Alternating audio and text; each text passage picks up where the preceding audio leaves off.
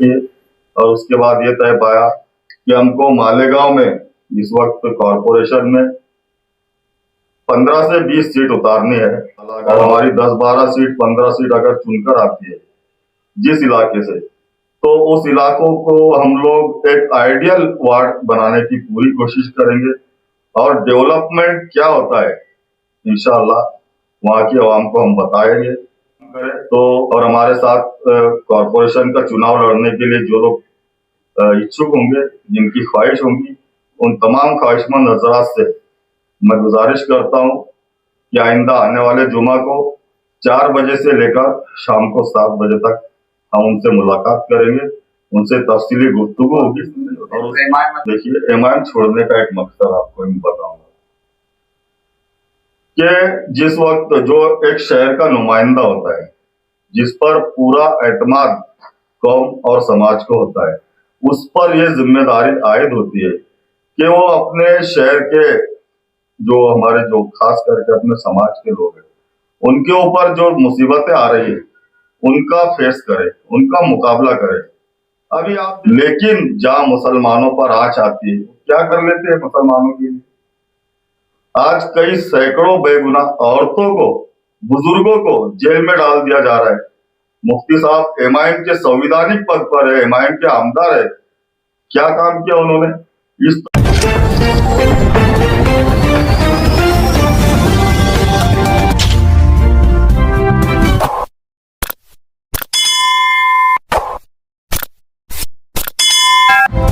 मैं हूँ रियाज शाह और आप देख रहे हैं स्टार न्यूज मालेगांव चैनल। आइए नजर डालते हैं कुछ खास खबरों।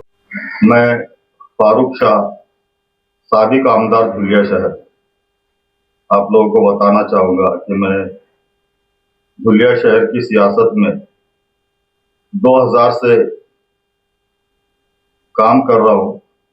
सबसे पहले मैं जिस वक्त धुलिया में नगर पालिका वजूद में थी, महानगर पालिका वजूद में नहीं आई थी, उस वक्त मैं अल्हम्दुलिल्लाह 25 साल की उम्र में नगर सेवक चुनकर आया।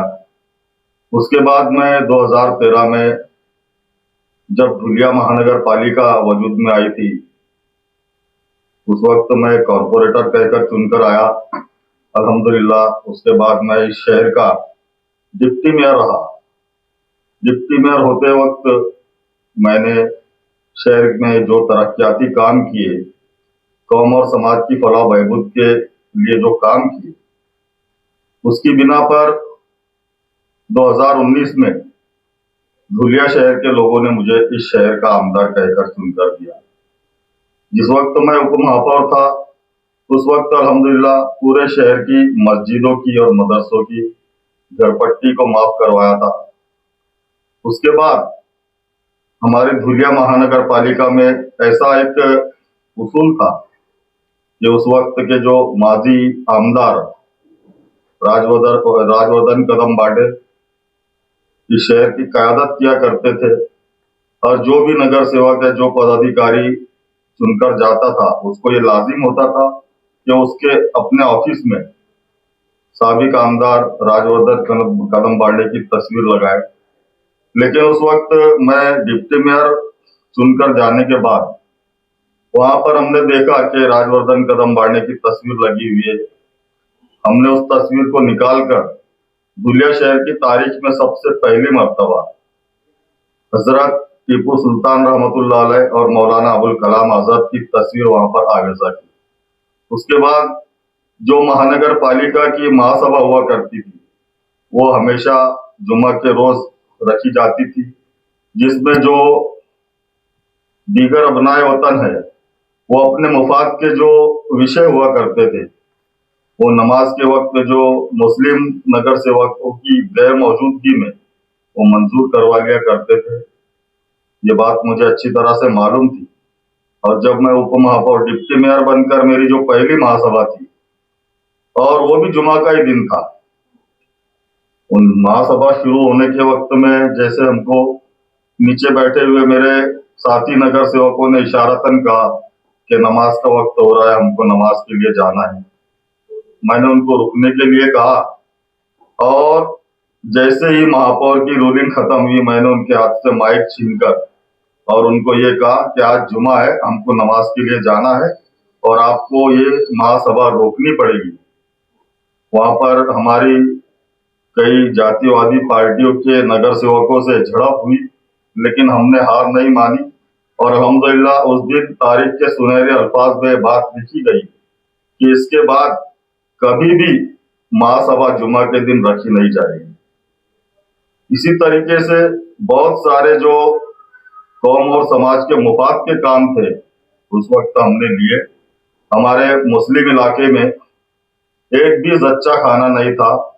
अल्हम्दुलिल्लाह उस वक्त के हमने 50 लाख रुपए की लागत से एक मुस्लिम इलाके में बेहतरीन जच्चा खाना, जो शहर के मुस्लिम इलाकों का पहला जच्चा खाना था, उसकी तामीर करवाई। बहुत सारे अच्छे काम करने के बाद अल्हम्दुलिल्लाह लोगों ने हम पर एतमाद जताया और हमने 2019 में एमआईएम पार्टी की जानिब से उम्मीदवारी की थी और अल्लाह का शुक्र है कि उस वक्त हमारी जीत हुई। आपको बताना एक मकसद है कि उसके पहले भी 2014 में हमारे शहर में एक सिटिंग नगर सेवक ने एमआईएम यानी मजलिस इत्तेहादुल मुस्लिमीन की तरफ से उम्मीदवारी की थी, लेकिन उनको सिर्फ 3400 वोट ही मिल पाए थे, जबकि अल्हम्दुलिल्लाह 2019 में हमने 46,000 वोट लेकर और आमदार कहकर चुनकर आए।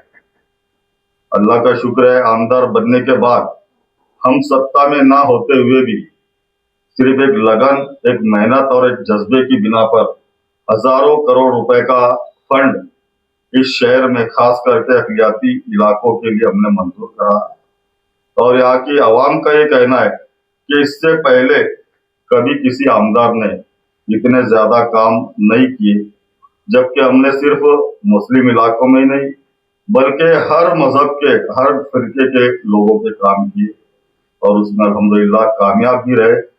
अभी इस वक्त ऐसा हुआ कि यहाँ इस शहर में देखा जाए तो कभी भी मुस्लिम आमदार चुनकर नहीं आता था, क्योंकि यहाँ अक्सरियत जो है हमारे दीगर अपनाए वतन, जो हमारे गैर मुस्लिम लोगों की बहुत ज्यादा अक्सरियत है।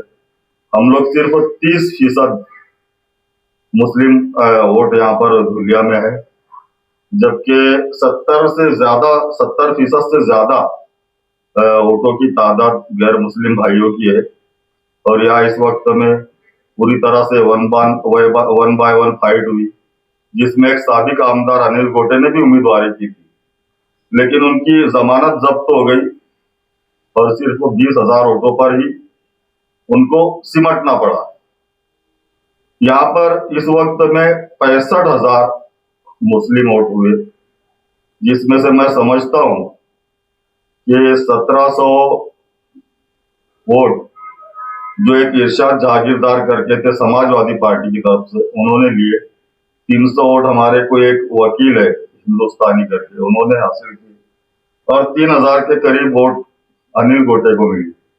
लेकिन अल्हम्दुलिल्लाह 60,000 मुस्लिम वोट मुझे मिली और उसके अलावा दीगर मुस्लिम भाइयों की 18,500 वोट मैंने हासिल की। अल्लाह का शुक्र है, इस वक्त भी 78,500 हमने हासिल किए, लेकिन अल्लाह को जो मंजूर था हम जीत नहीं पाए, लेकिन हमारे हौसले बुलंद है और पूरी मेहनत और ईमानदारी के साथ आज भी हम कौम और समाज की खिदमत करने में मशगूल है। अभी आपने देखा होगा कि इलेक्शन हारने के बाद भी मैंने 2 इज्तिमाई शादियां की। ये इज्तिमाई शादियां हर साल मैं 2 मरतबा करता हूँ अपने जाती खर्च से, और उसमें सब यतीम जो बच्चियां रहती है, बेसहारा बच्चियां रहती है, उनका निकाह हम लोग मुफ्त में करते हैं और उनको जरूरियात जिंदगी के साजो सामान, उनके मेहमानों को खाना पिलाना सब करके ये पूरा खर्च हम हमारी तरफ से करते हैं। उसके बाद भी आप लोगों ने देखा कि मुसलसल हमारे काम शुरू है अल्हम्दुलिल्लाह, अक़लियती इलाकों में हो चाहे अक्सरियती इलाकों में।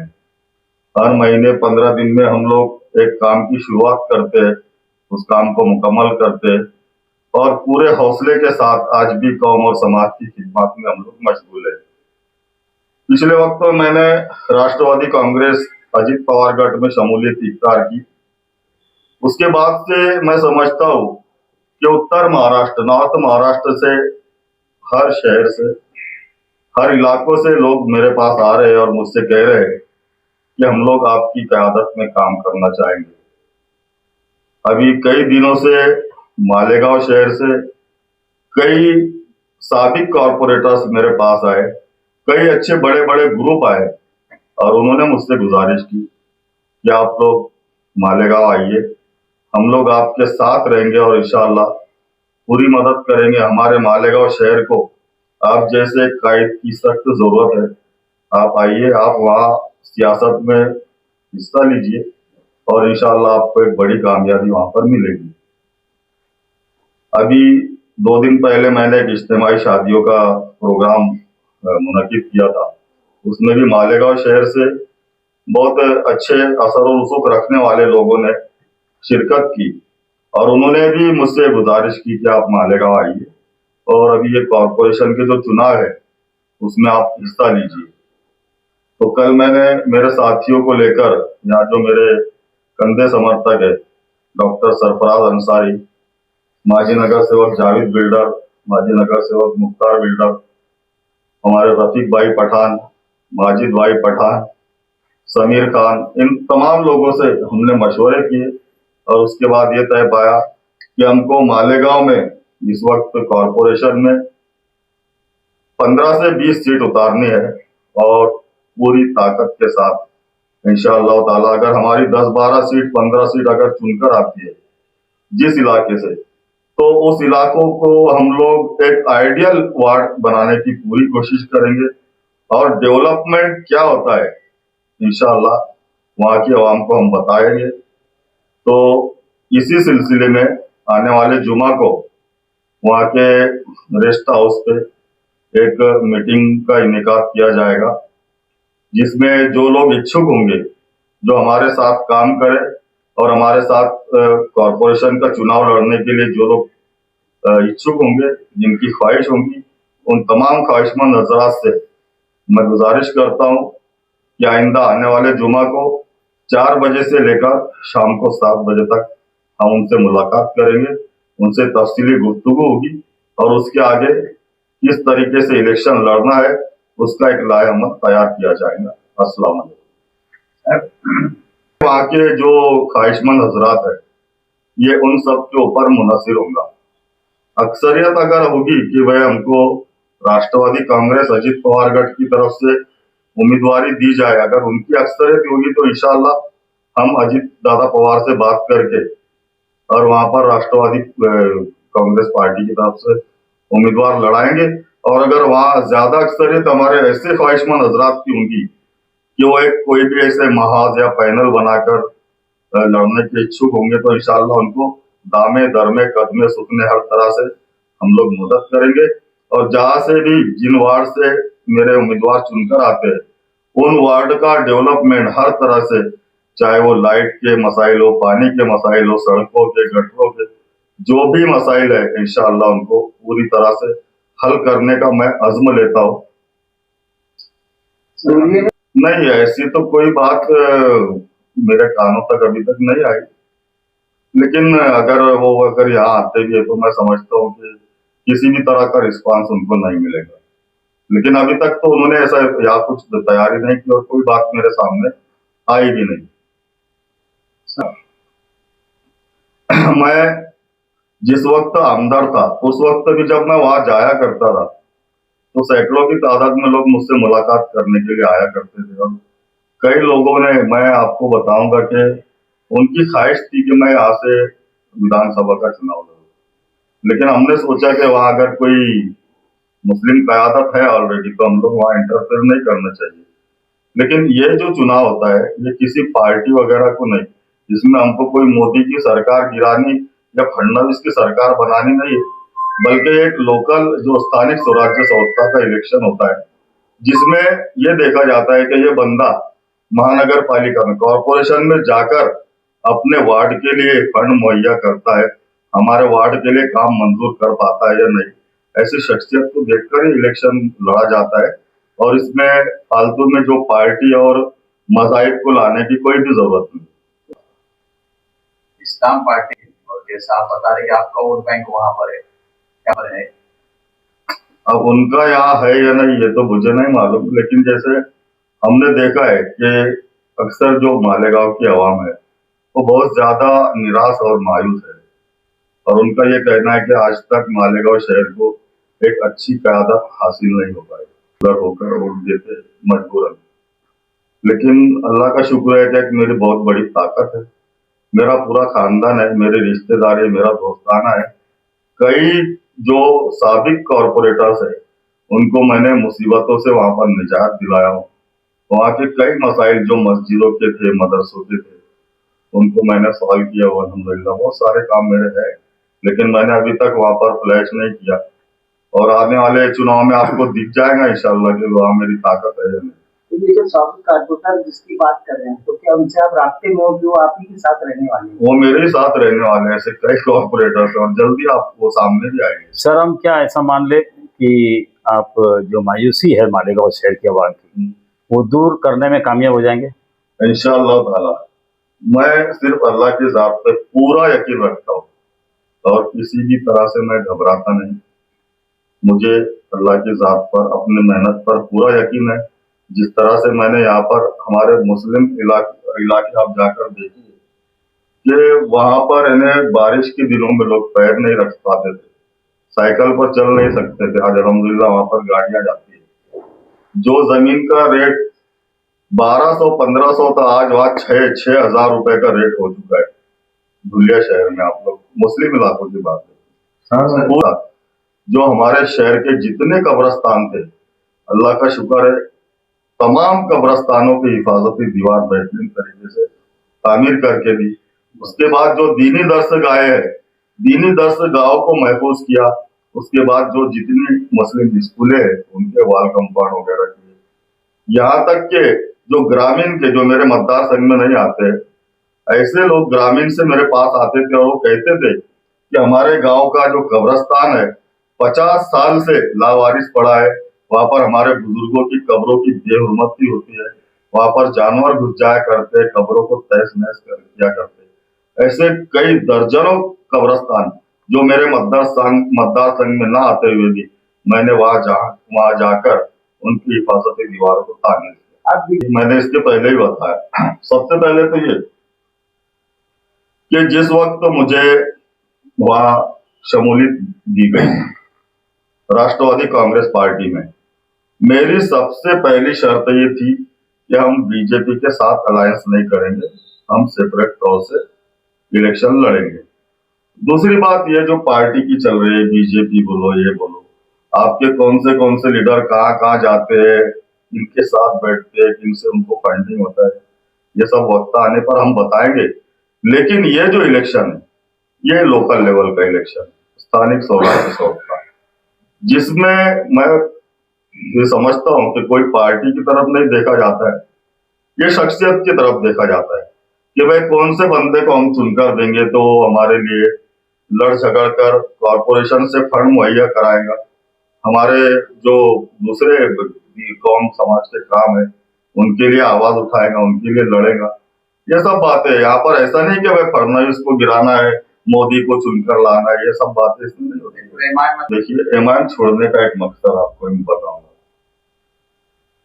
कि जिस वक्त जो एक शहर का नुमाइंदा होता है, जिस पर पूरा एतमाद कौम और समाज को होता है, उस पर यह जिम्मेदारी आयद होती है कि वो अपने शहर के जो हमारे जो खास करके अपने समाज के लोग हैं, उनके ऊपर जो मुसीबतें आ रही है उनका फेस करे, उनका मुकाबला करे।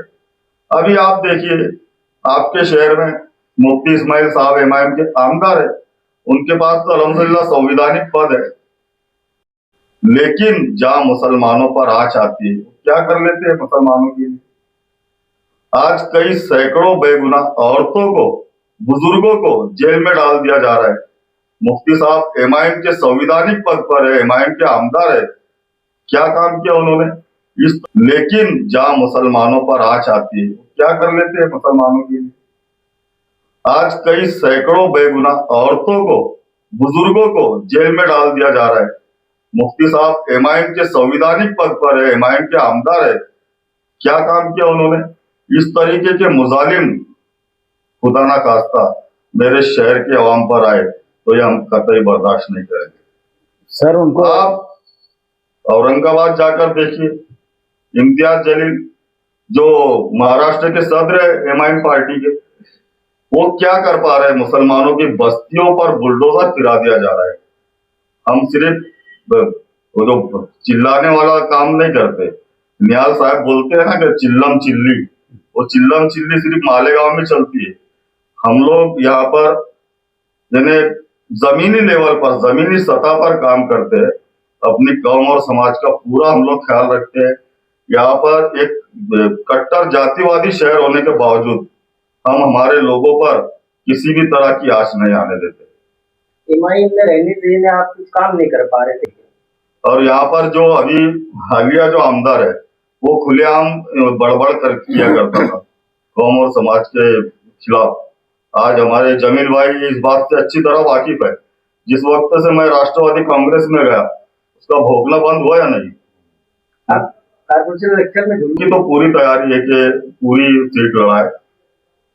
जहां तक हमारी कोशिश है इंशाअल्लाह शहर में जितने वार्ड है हर इलाके में हम लोग वहाँ अभी हम लोग शुरुआत कर रहे हैं।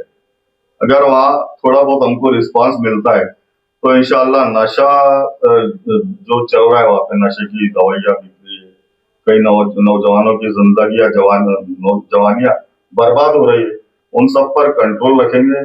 और वहाँ पर जो तरक्याती काम नहीं होते, अक्सर मुस्लिम इलाकों में हमने देखा है कि बहुत खस्ता हालात है, खराब हालात है, उन तमाम हालात को हम सुधारने की कोशिश करेंगे। जो एक लीडर का, जो एक कायद का एक फर्ज होता है उसको पूरी तरह से निभाएंगे इंशाअल्लाह। इस वीडियो को लाइक करें, हमारे चैनल को सब्सक्राइब कर बेल आइकन जरूर प्रेस करें। हम